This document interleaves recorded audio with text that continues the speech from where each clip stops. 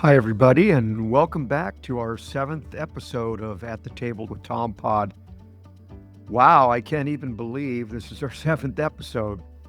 If you're following along closely, you notice we skipped one, but we'll circle back to that. We've got it in our back pocket. So, yes, I'm your host, Tom Podgorski, and I'll be guiding you through each episode where we will be focusing on three main areas: human interest stories, including interviews with people about their life journeys; Life Lessons 101, which we're going to be doing today; and lastly, current issues in America. And about 1/3 of the episodes will be devoted to each category. And by the way, in case you're wondering, we play it straight up the middle here. We don't take sides on any of the issues we may present. I believe that each of us can have a positive impact in the world through kindness, listening to others, and staying empowered through learning. And of course, that gives us opportunities to create change. So, hey, grab a cup of hot coffee or tea and settle in with us for the next 15 minutes or so as we chat at the table. So, yeah, welcome back to the newly expanded version of At the Table with Tom Pod. A little reminiscing here, going down memory lane. I remember growing up, and as kids are kids, you play games, and I remember we played a board game called The Game of Life. Wow, what a name. It's actually still around in one version or another, and surprisingly, it'd been around for a long time before I played it. It's a game where you travel through the phases of life from the beginning to the end, and along the way, you had choices to make. You started off as a young single person who had to decide whether to attend college or head straight for a career. And ironically, you could acquire a spouse by being lucky enough to land on the space indicating you got married. Not by a dating process, though. I wonder what algorithm would agree with that. Your game marker was a car, a certain colored car. When you added the spouse and kids, your car got rather heavy, but you're able to cash those kids in at the end of the game. I guess it was compensation for all the pain, suffering, and sacrifices you made along the way. Just kidding, of course. We know our children bring so much joy and fulfillment to our lives. And yeah, we have to pay for that one way or another along that journey. So you continue down that yellow brick road until you reach the day of reckoning or the end of the game. Sounds pretty heavy duty for a game that's directed at 10 to 16-year-olds, but it actually was a lot of fun. You spun the little spinner and moved so many spaces, and you had your choices where you could go along that path. Sometimes you could go to the left or the right or take a shortcut, and you chose the proverbial road less traveled, and that made all the difference. Well, in that game, it may have made all the difference, but like anything else in life, some of the consequences were out of your control during the game, as they were simply a result of good or bad fortune.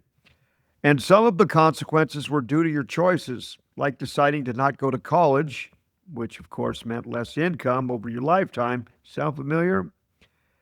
And maybe a little social engineering at its finest back in the day. But who's going to complain about that? It was overall pretty positive.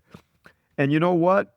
I think I would take that subtle messaging any day over some of the current mind messaging going on through cell phones and other things. And don't just say it's happening to the young people. In this podcast, which will be the first in a series of 4, we're going to talk about one of the most important choices you're going to make in the game of life. And unlike that game we played as kids, where you could start over the next day if it ended up badly, in real life, it's not always easy to erase your mistakes or bad choices. You don't just get to start all over again and clear the board.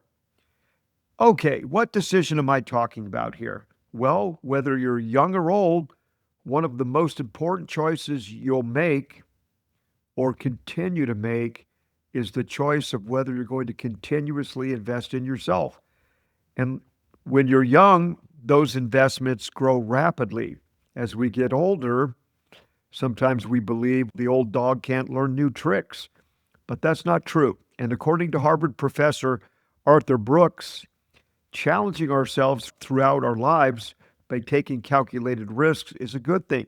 Risks and growth opportunities require investing in self, and the research indicates it's one of the keys to living a fulfilling life. And I'm going to expand on that a bit by incorporating other concepts into this idea of self investment as well. And we all know that there are many ways to invest. The investment world can be confusing. The basic goal is always the same, though. Invest in a way so as to get a return or profit greater than the investment. So when we talk about investing in yourself, are we talking about jumping into stocks and bonds and real estate and options, precious metals or annuities? Surprisingly, no. But although investing and saving are good practices, that's not what we're looking for here. Your best investment decision, according to research, then, is to invest in yourself first by focusing on your growth or your rate of return.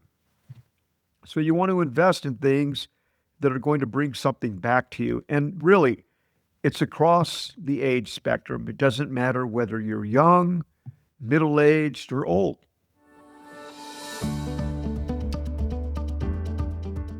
And what we want to do when we think about enhancing our return on investment, we want to look at this through a little bit different lens.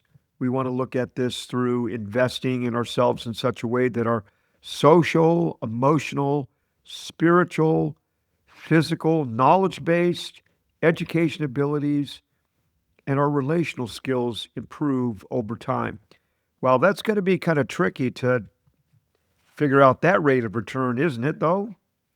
Well, we understand that it's not easily measured.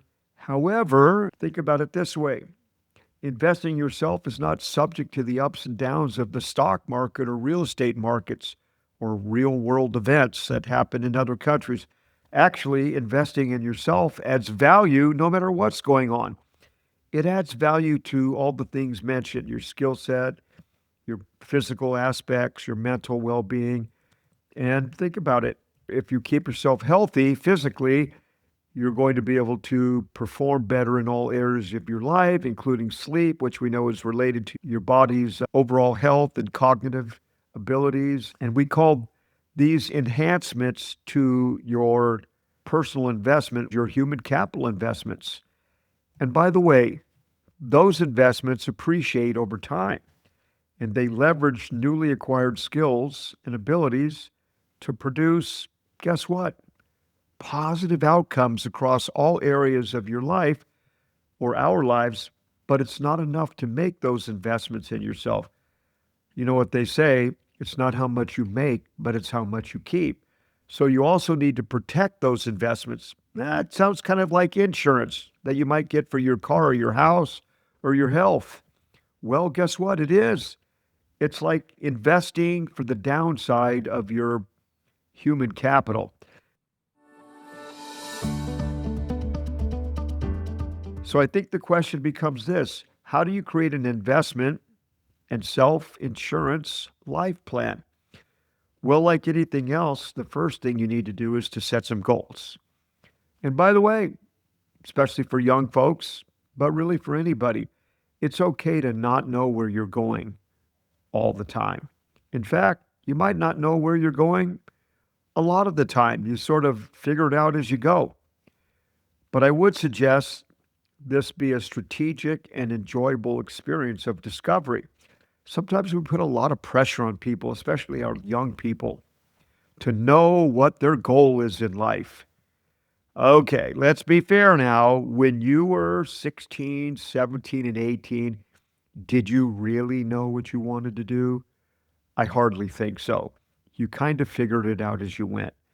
All right? So let's be fair to these young people. And if we're older, as we think about the next phase of life, we're going to struggle a little bit as well with making those kinds of choices.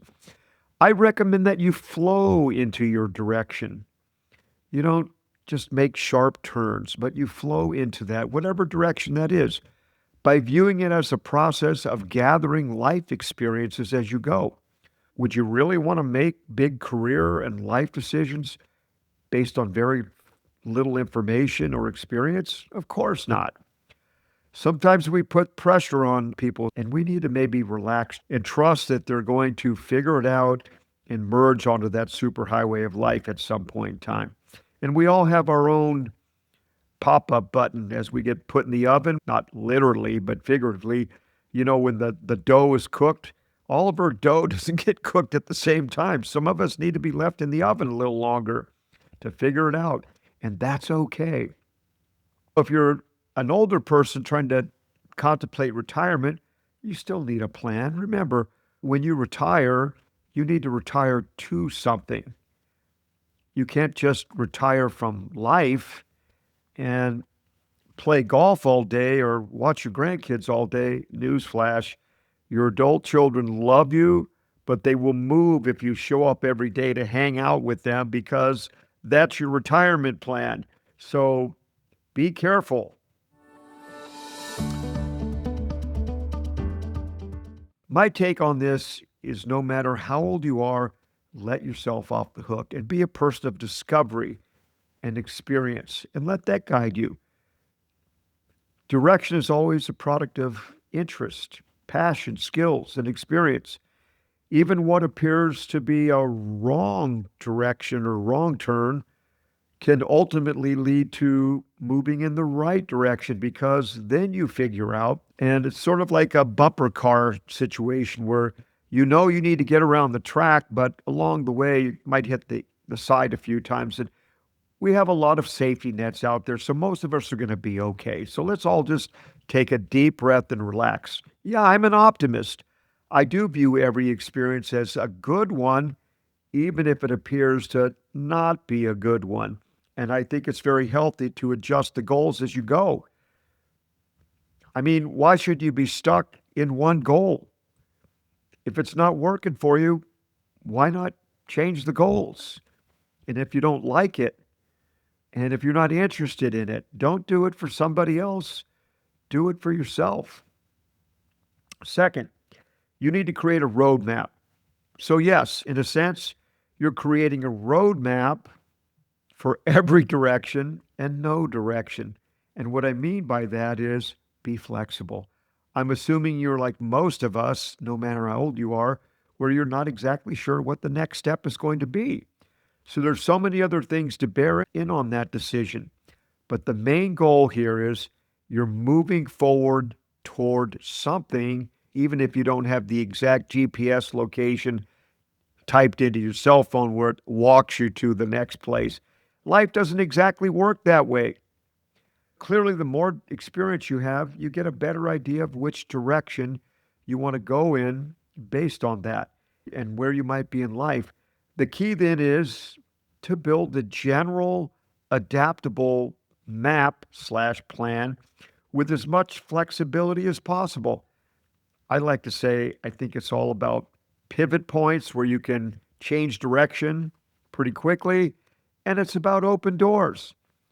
And then at that point, we might be able to close some doors and our choices become a little more clear. I think the next thing we need to understand is when we're trying to create an investment plan and ensure ourselves in the future, we need to understand how positivity compounds.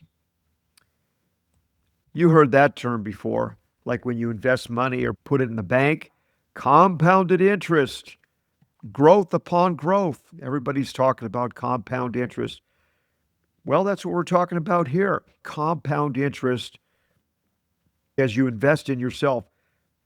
Hard work, a positive, grateful attitude, kindness, and a learner's mindset create positivities and opportunities which compound to create more future opportunities. And along the way, make people important by investing time with them.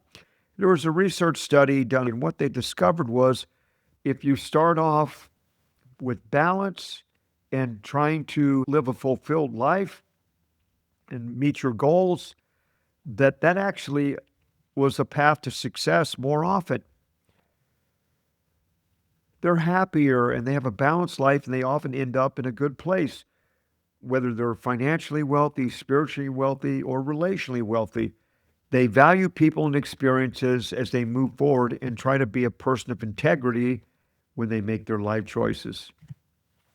And we know that when you value people along the way, it'll never return void. In the next episode, we're going to talk about using the concept of base and diversification to create a personal investment plan.